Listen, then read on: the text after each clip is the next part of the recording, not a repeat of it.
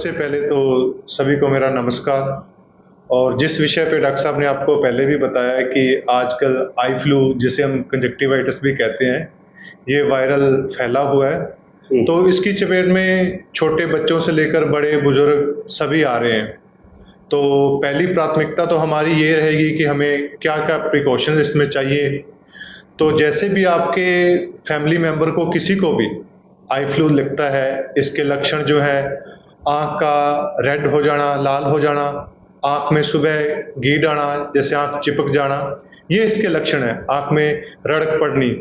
तो डॉक्टर साहब रड़क पड़ने गीड ये तो है। कई पेशेंट आ रहे हैं उनकी आँखों में ख़ारिश बहुत होती है। लगता हो आई फ्लू का जैसे मतलब आई फ्लू टाइप ही होता है, तो वो क्या है? देखिए, उसमें वो थोड़ा अलग चीज़ है। उस पेशेंट में उसको एलर्जी हो सकती है या कोई और रीज़न भी हो सकता है। मेनली आई फ्लू में तो यही है कि आपकी आँख सुबह चिपक जाएगी, स्वेलिंग आएगी, गीड आएगी बार-बार, पानी आ सकता है, इरिटेशन होगी। ये दिक्कतें आती हैं आई फ्लू में। फर्स्टली आप क्या करें, आपके घर के मेंबर को किसी को भी ये दिक्कत हुई है, तो आप उससे थोड़ी दूरी बना के रखें। उसको एक अलग कमरा दे दें आप घर के अंदर, आइसोलेट करें और उसका टॉवल अलग करें, रुमाल अलग करें, उसके जो कपड़े हैं पहनने वाले वो अलग वॉश करें, ताकि वो आप टच करोगे, आप यूज़ करोगे तो आपको भी हो जाएगा। ये देखने से कभी नहीं होता है। एक बात तो ये आप जान लें कि एक दूसरे को देखने से कभी नहीं होता, ये टचिंग से होता है। अगर देखने से हो तो डॉक्टर साहब सारा दिन पेशेंट चेक करते हैं, तो क्योंकि हमारे पास रोज 35-40 के करीब हम पेशेंट रोज चेक कर रहे हैं, तो उसमें से 30-35 पेशेंट यही आ रहे हैं। तो हमें लगभग आज 10 से 15 दिन हो गए यही पेशेंट देखते हुए।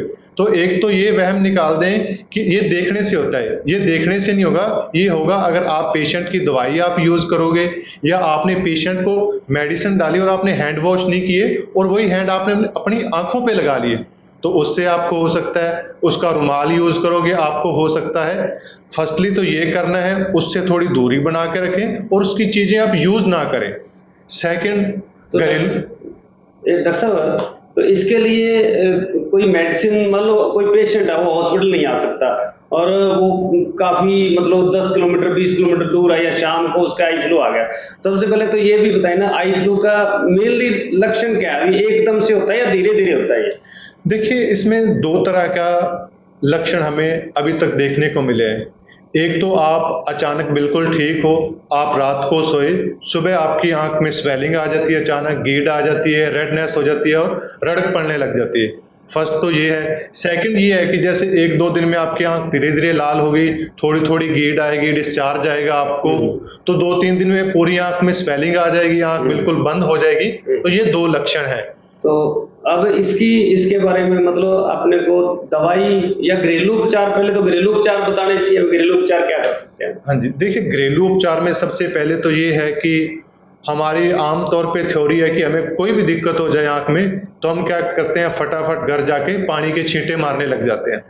डायरेक्टली कभी भी आप पानी की छींटे आँखों में मत मारें, क्योंकि इतनी प्रेशर से आँख पे लगता है। आँख एक बहुत ही नाजुक अंग है। अगर इसमें तेज आप छींटे मारोगे तो और दिक्कत बढ़ेगी। आई फ्लू की दिक्कत है तो कभी पानी के छींटे ना मारें। इससे अच्छा क्या है, आप करें, आजकल हर घर के अंदर फ्रिज अवेलेबल है, आप ठंडा पानी लें। उससे आप क्या करें, आपके पास आपका रुमाल है या कॉटन ले लें, उसमें भिगो के उससे आप टकोर कर सकते हैं ठंडे पानी की। बर्फ की टकोर भी कर सकते हैं? देखो, बर्फ की टकोर भी आप कर सकते हो, मसाज कर सकते हो। उससे आपको पेन में थोड़ा रिलीफ मिलेगा, जो जलन हो रही है उसमें भी आपको रिलीफ मिलेगा। ठीक है, मतलब ये कुछ करने के बाद तो उसके बाद मतलब डॉक्टर से आप सलाह लें, है ना? हाँ जी, तो सबसे पहले तो ये है कि आप अपने नज़दीकी गांव के अंदर या सिटी के अंदर जहां भी आप रह रहे हैं, मेडिकल सेंटर पे जाएं। तो वहां पर क्या करें, प्लेन मोक्सीफ्लोक्सासिन आई ड्रॉप, जैसे सिप्ला की मोक्सीसिप नाम से आती है, इसके साथ जैसे आई टीयर लुब्रिकेंट आई ड्रॉप जिसे हम कहते हैं, या रिफ्रेश टीयर, ये आई ड्रॉप लगभग हर एक मेडिकल पे अवेलेबल हो जाती है। मान लो अगर मोक्सीफ्लोक्सासिन कहीं से ना मिले तो सिप्रोफ्लोक्सासिन भी यूज हो सकता है? जी हाँ, एंटीबायोटिक। हाँ जी, सिप्रोफ्लोक्सासिन भी एंटीबायोटिक है, लेकिन ये प्लेन डालना है, किसी ने साथ में स्टेरॉइड नहीं डालना। जैसे सिप्रोडेक्सामेथासोन हो गया या मोक्सीडेक्सामेथासोन हो गया, तो ये आपने नहीं डालना। प्लेन एंटीबायोटिक ही यूज करें और साथ में लुब्रिकेंट आई ड्रॉप का यूज करें। तो डॉक्टर साहब आपके पास कोई पेशेंट ऐसे भी आ रहे हैं जो डायरेक्ट मेडिकल स्टोर से मान लो उन्होंने मेडिसिन ली हो और वो स्टीरॉयड डाल रहे हो? हाँ जी, हमारे पास लगभग जैसे आमतौर पे क्या है, कई पेशेंट डॉक्टर को दिखाने की बजाय डायरेक्ट हम मेडिकल स्टोर पे जाते हैं और उनको बोलते हैं जी हमें ये दिक्कत होगी तो आप दवाई दे दें। तो हमारे मेडिकल वाले भाई भी, शायद मैं उनको ये कहना चाहूँगी कि आप डायरेक्ट उसमें डेक्सामेथासोन मत दें। स्टेरॉइड दोगे तो उसमें जो जख्म है वो आंख के अंदर बढ़ेंगे, ना कि कम होंगे, तो उससे पेशेंट की कंडीशन है वो और क्रिटिकल हो सकती है, उसकी वजह से आंखों में और भी दिक्कत आ सकती है। तो सबसे पहले आप अपने नज़दीकी किसी भी आंखों के हॉस्पिटल में जाएं और डॉक्टर के रेफरेंस के अकॉर्डिंग ही आप अपना उपचार शुरू करें। नहीं मतलब और दिक्कत क्या आ सकती है, मतलब आपके कहने का भाव? देखिए, इसमें ये है कि अगर आप लंबे टाइम तक डिले करोगे तो आपका जो कॉर्निया है, आंख जिसे हम पुतली बोलते हैं, वो खराब हो सकती है। इससे आपको धुंधलापन दिखना शुरू हो जाएगा और आफ्टर उसको ठीक करने में भी काफी टाइम लगेगा। और कई बार कंडीशन ये भी हो जाती है कि पुतली को चेंज भी करना पड़ता है, क्योंकि उसके ऊपर स्क्रैच इतने पड़ जाते हैं, वो ड्राई इतनी हो जाती है कि उसकी हमें कटिंग करके उसको चेंज भी करना पड़ता है। तो कभी भी ऐसे चक्कर में ना पड़े कि आपको इस दिक्कत का भी सामना करना पड़े। मतलब आपके कहने का मतलब एक ही है कि अगर आपको मतलब किसी भी को मतलब आई फ्लू हो गया तो वो मतलब खुद घर पे मतलब अपने तरफ से प्रैक्टिस ना करें, मतलब वो हाँ जी, डॉक्टर की सलाह के अनुसार ही ट्रीटमेंट बिल्कुल अपने आप कोई भी ट्रीटमेंट ना करें। सबसे पहले आप अपने नजदीकी आंखों के हॉस्पिटल में उसमें जो ब्लैक गॉगल देते हैं डॉक्टर, उसका क्या रोल है इसमें? तो ब्लैक गॉगल का रोल है या? देखो, ब्लैक गॉगल का रोल तो इसमें कुछ नहीं है, लेकिन हाँ, तो उसमें बस रोल यही है कि सामने वाले देखने वाले आदमी को थोड़ा अजीब सा लगता है तो इसलिए सेफ्टी के लिए पहन लेते हैं। सेकंड ये कि आप बाहर हवा में जाओगे तो उससे आपका हवा से बचत है, धूल मिट्टी से बचत है। तो गॉगल का तो सिर्फ यही प्रिकॉशन है। ये नहीं है कि आप गॉगल लगाओगे तो उससे आपकी आंखें ठीक हो जाएंगी, या ये नहीं कि आप नंगी आंखों से किसी को देखोगे तो मान लो छोटे बच्चे को ये हो जाता है आई फ्लू और वो स्कूल जाता है, उनके लिए आप क्या कहना चाहोगे? हाँ, तो उनके पेरेंट्स को मैं यही कहना चाहूंगा कि आप घर में सभी एक दूसरे का ध्यान रखें। आपके बच्चों में अगर ये दिक्कत आ रही है तो आप अपने बच्चों के स्कूल में कॉल करें और टीचर्स को या प्रिंसिपल सर को बताएं कि हमारे बच्चों को ये प्रॉब्लम है।